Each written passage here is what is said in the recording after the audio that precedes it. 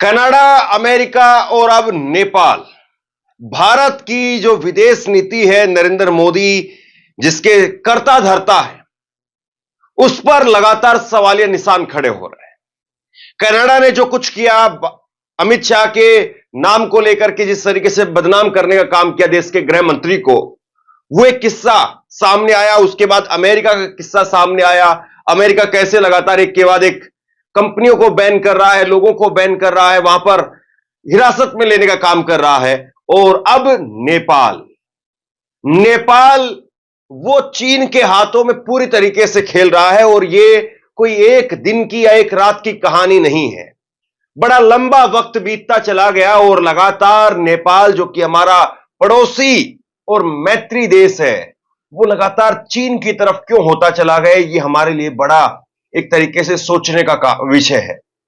अब इसमें नेपाल ने अपने 100 के नए नोट, जो नया डेवलपमेंट है आज का, नेपाल ने अपने 100 के नए नोट जारी किए और ये 100 के जो नए नोट नेपाल छापेगा, जिनको चीन की कंपनी छापेगी। सोचिए नेपाल जो चीन के हाथ में कितना चला गया है। मतलब आप कभी कल्पना नहीं कर सकते हैं कि भारत की करेंसी कोई दूसरे मुल्क की कंपनी जो है छापने का काम करे। नेपाल का 100 का नोट वो चीन की कंपनी छापेगी। और बात अगर यहां तक होती तो कोई बात नहीं थी, लेकिन बात यह है कि जो नेपाल का 100 का नोट है, उसमें 3 भारत के क्षेत्र दिखाए गए हैं। जो असल समस्या है वो ये है, नेपाल ने नोट छापने का ठेका चीनी कंपनी को दिया। 100 रुपए की 30 करोड़ प्रतियां छापेगी। नोट पर बने मैप में 3 भारतीय इलाके, ये जो है वो चिंता का विषय है हमारे लिए। 30 करोड़ नोट जो है वो छपेंगे, 30 करोड़ नोट 100 रुपए के। और वो देखिए हर नेपाली के हाथ से होकर के गुजरेगा, हर नेपाली जो है उस नोट को देखेगा। और उसमें 3 भारत के इलाकों को शामिल किया गया है। देखिए कहने की बात यह है कि जो लोग अगर इस चीज को सीरियस नहीं लेंगे तो उनको कहेगा कि नहीं क्या फर्क पड़ता है, उनके लिए कोई खबर ज्यादा अहमियत नहीं रखती होगी। लेकिन यह खबर अहमियत बहुत ज्यादा रखती है अगर आप अंतर्राष्ट्रीय स्तर पर देखेंगे तो। भारत का नक्शा जरा सा भी हम उसके साथ में कॉम्प्रोमाइज नहीं कर सकते हैं। कोई भी सैटेलाइट किसी को भी दुनिया भर में किसी व्यक्ति को कोई जो है वो हम अनुमति नहीं दे सकते हैं कि वो हमारे नक्शे के साथ में जरा सी छेड़छाड़ कर। लेकिन ये जो 3 क्षेत्र हैं जिनको नेपाल अपने नोट पर दिखा रहा है, यानी अपनी सीमा में दिखा रहा है, ये कोई पहली बार नहीं हुआ है।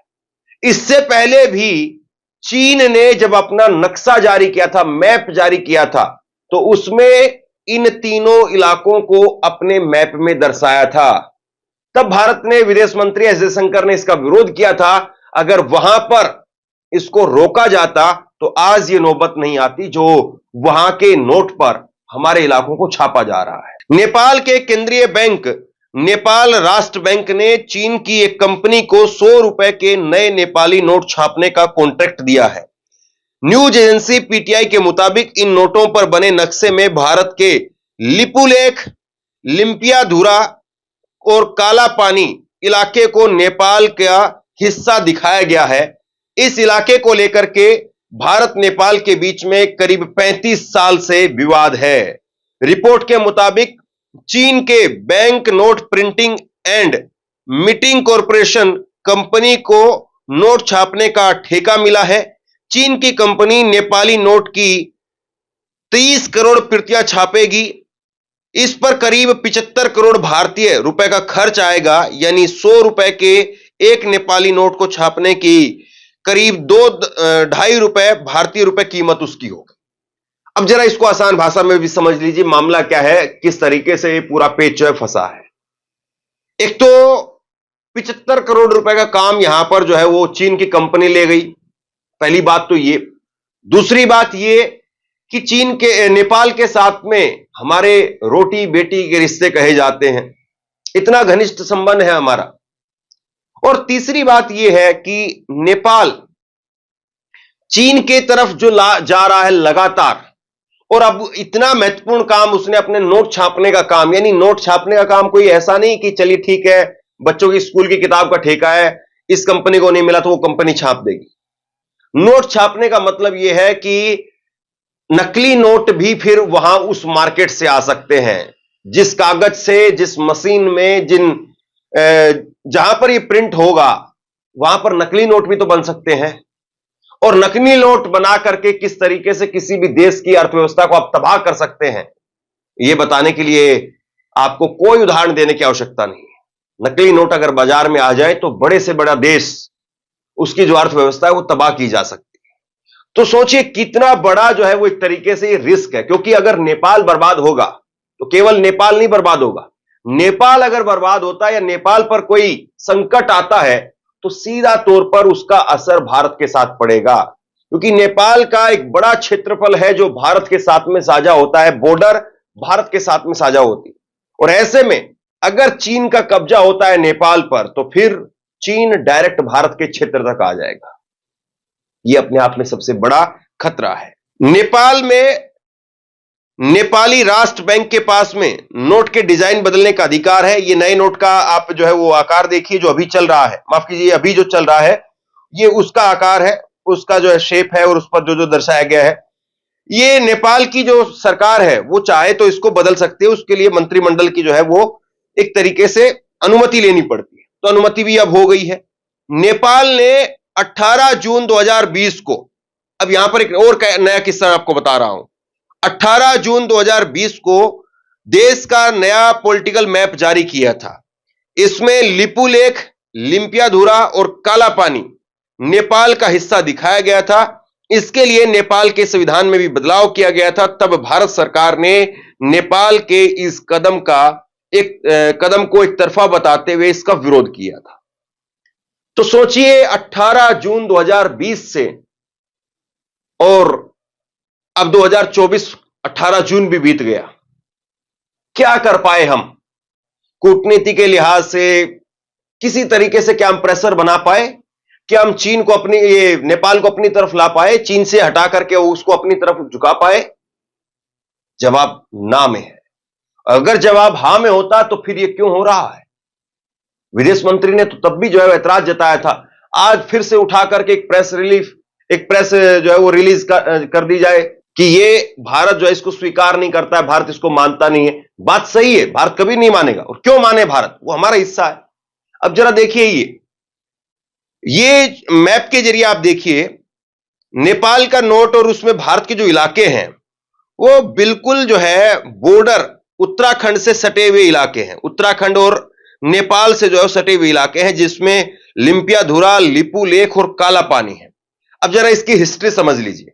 भारत, नेपाल और चीन सीमा से लगे इस इलाके में हिमालय की नदियों से मिलकर के बनी एक घाटी है जो नेपाल और भारत में बहने वाली काली या महाकाली नदी का उद्गम स्थल है। इसी इलाके को काला पानी भी कहते हैं। यहीं पर लिपुलेख दर्रा भी है। यहां पर उत्तर पश्चिम की तरफ कुछ दूरी पर एक और दर्रा है जिसे लिम्पियाधुरा कहते हैं। अंग्रेजों और नेपाल के गोरखा राजा के बीच 1816 में हुए सुगोली समझौते में काली नदी के जरिए नेपाल और भारत के बीच में सीमा तय की गई थी। समझौते के तहत काली नदी के पश्चिमी क्षेत्र को भारत का इलाका माना गया, जबकि नदी के पूर्व में पड़ने वाला इलाका नेपाल का हो गया। काली नदी के उद्गम स्थल यानी ये पहले कहां से निकलती थी, इसे लेकर के दोनों देशों के बीच में विवाद रहा। भारत पूर्वी धारा को काली नदी का उद्गम मानता है, वहीं नेपाल पश्चिमी धारा को मानता है। इसी आधार पर दोनों देश काला पानी के इलाके पर अपना अपना दावा करते हैं। तो मतलब कि एक तरीके से जो है ये 35 साल पुराना विवाद है, लेकिन जो चीजें जहां थी वहां पर रोकी हुई थी। जैसे आपका और आपके पड़ोसी के बीच का जो है वो विवाद था, लंबा विवाद था। अब पड़ोसी को आप बदल नहीं सकते हैं, आप घर छोड़ करके जा नहीं सकते हैं।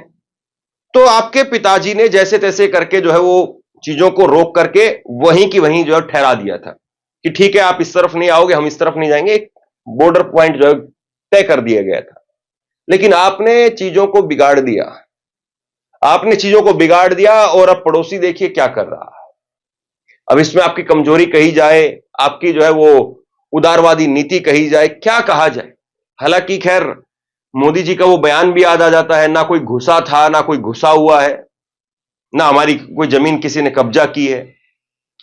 उम्मीद करते हैं कि मोदी जी ऐसा कोई बयान तो नहीं देंगे, लेकिन जो कुछ इस वक्त में निकल करके सामने आ रहा है वो बताता है कि भारत इस वक्त में किस तरीके से विदेश नीति के नाम पर लगातार कभी अमेरिका से बुरी खबर का सामना कर रहा है, कभी कनाडा से, और अब नेपाल जैसा देश भी हमें आंखें दिखाने लगा है। तो सवाल तो पूछा जाएगा कि वो लाल आंखें कहां है, वो 56 इंच की छाती कहां है, कहां गायब हो गई। आप क्या सोचते हैं नीचे कमेंट बॉक्स में लिख करके जरूर बताइए। इस वीडियो को शेयर कीजिए और इसी तरह की तमाम खबरों के लिए ऑनलाइन न्यूज इंडिया को सब्सक्राइब कीजिए। आपका बहुत बहुत धन्यवाद।